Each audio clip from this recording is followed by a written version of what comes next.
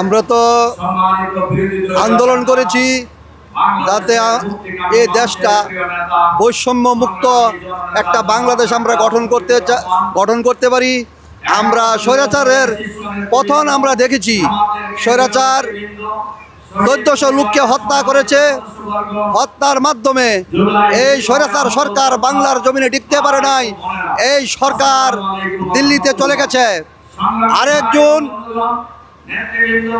আরেকজন নেতা লন্ডন থেকে এসে বুট চুরি করে তিনি ক্ষমতায় এসে তিনি আজকে জুলাই সনদকে তিনি বাস্তবায়ন করা অবলম্বন তিনি বাতিল করতে চাচ্ছে। এই গণরায়কে বাতিল করতে চেয়েছে। এই বাংলাদেশে জনগণ 70% ভোট হ্যাঁ ভোট দিয়েছে।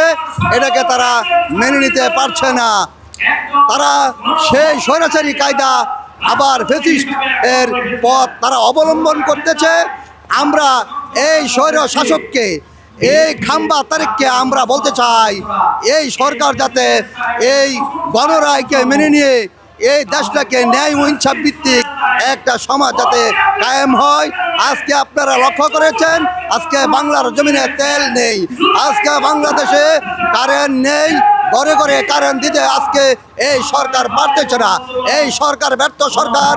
এই সরকার অতীতে যারা ছিল তার পিতা এবং তার মা এই বাংলাদেশকে সুন্দর সুষ্ঠুভাবে পরিচালিত করেছে, কিন্তু এই সরকার আজকে তার পিতা এবং মাকে তিনি অস্বীকার করে আজকে গণরায়কে তারা বিলম্ব করতেছে।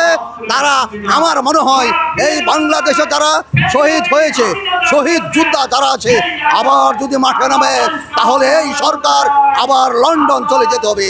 আমরা চাই এই সরকার অতি তাড়াতাড়ি, অতি অল্প সময়ের মাধ্যমে পদত্যাগ করে এই দেশ থেকে তাদেরকে আমরা বিতাড়িত করতে চাই।